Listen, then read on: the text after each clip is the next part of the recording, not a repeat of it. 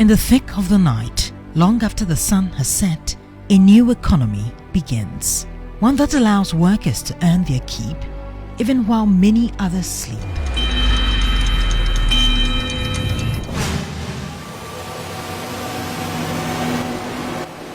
The 24-hour economy policy seeks to boost Ghana's economic growth by encouraging round-the-clock activities and services.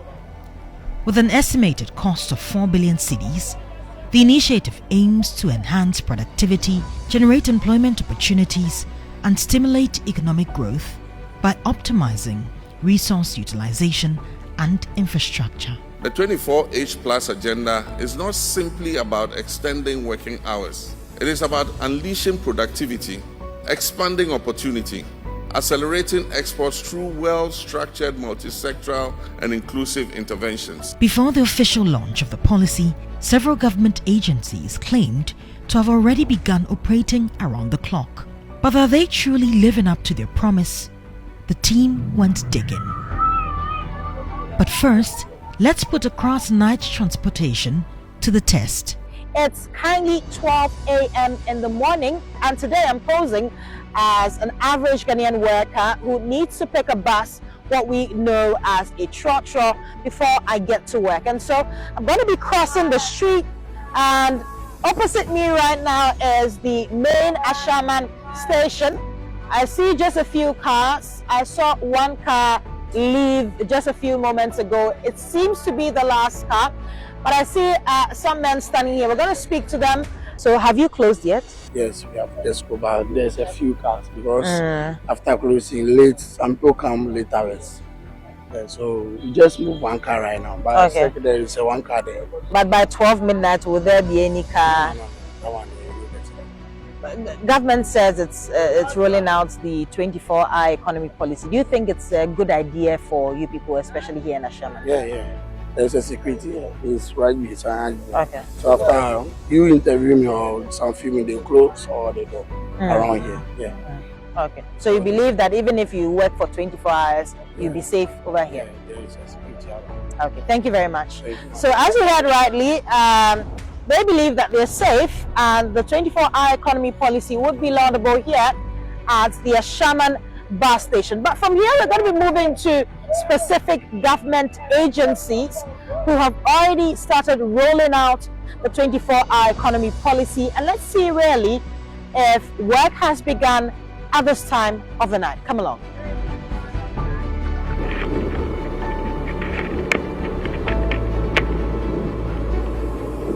Our first stop was the Driver and Vehicle Licensing Authority, which kicked off its 4-hour service on May 7, 2025. We divided the workers into 3 groups. One begins from 6 a.m. to 2 p.m., then from 2 p.m. to 10 p.m., from 10 p.m. to the next day, 6 a.m. From what we did at the Port to Takrady Port and our office in Adenta, in the first quarter, we were able to increase revenue by 53% as compared to 2024. And we've done 396 contract staff recruitment already. So we provided a coastal bus to Adenta. When they close, they always take them to a place where it is good for them. And then we also have policemen now, armed policemen at Adenta. So I'm currently at the DVLA office right here in Adenta. This is one of the main stations that run 24-hour service right here. And so I'm going to walk in now and then speak to the team as to really what services you can get here if you're a client coming to DVLA. At 1 a.m. in the morning, a team of 6 was seated at post, ready to serve any client. The services we offer during the night is no different from what we offer during the day. So you can renew your license, replace your license, request for amendment or change on the license, do an international license, you do conversion of your foreign license, you can register your motorbike, tricycle or vehicle, or any other service that DVLA offers. We do it here. So you can see here the workers are at their various stations, And if you're a client and you still need some services in terms of the drivers and vehicle licensing authority, you can come here. It's 1 a.m. in the morning. They are still working, and they'll be working throughout the night till the next morning. So 24-hour service, 24-hour economy policy is already underway right here at the DVLA office in Adenta. Our next destination was the Ghana Publishing Company, which started operating a 24-hour service on March 3rd. Per checks, the night shift was actively working as at 2 a.m. in the morning. For the administrative staff, we started with a shift that allows some of the staff to come at 7:30 and close at 4:30, whilst the others come at 10 and they close at 7. So within the peak period of 10 to 4:30, you have the full power force of the office. And from the morning from 7 to 10 and from 4:30 to 7, you have half the power force. And then in the mainstream production line, we have staff working from 7:30 to 4:30. They close for 3 hours for the machines to be serviced and premises to be cleaned. And another shift starts at 7:30, that closes in the morning at 5. CEO of the company, Kwesi Boete, explains productivity has increased significantly. When we started, the Gazette took 8 weeks. If you applied, it was going to take 8 weeks to get your Gazette. Now, if you apply, you get it in a minimum of 3 weeks. We had a premium service that took 7 days to get it. Now, we reduced that time to 3 days. I dare say that the records show that we are actually even more efficient in terms of production at night than during the day. So yes, clients can't walk in because even if you walk in here, you are not allowed into our production line. But what you're setting off is that whilst you're asleep, we'll be working on your Gazette or your publication or anything we have to work on, and in the morning you can come back for it. At the Ghana Ports and Harbours Authority, operations were in full swing. From offloading to inspection and issuance of way bills, every stage of the workflow was actively underway.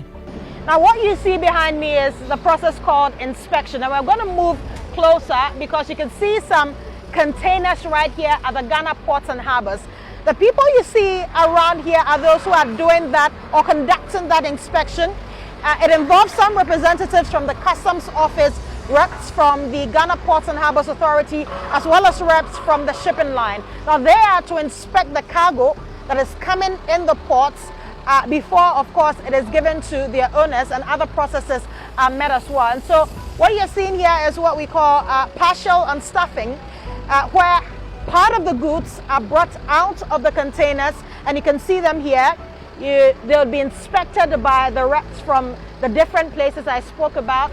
And there's also another type of inspection called the full unstuffing, where all the goods are brought out of the container and inspected. And there's also the inspection known as sighting, where none of the goods are brought out, but they can see through the container and easily determine that they are really the goods that are meant to be in that container. And so, as you can see behind me, a vehicle is being moved. It has just been brought out of a container. It's going to be inspected by the different representatives from Customs Shipping Line as well as GPHA. And after that, other processes are met before they're finally given to the owners. It's past 12 a.m.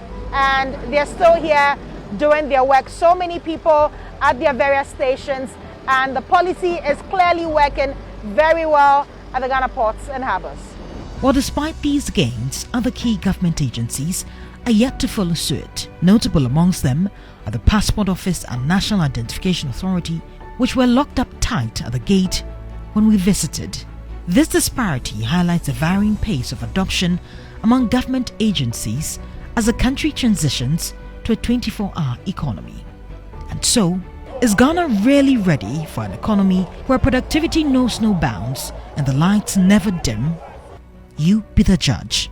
Judith Brown, TV3 News, Accra.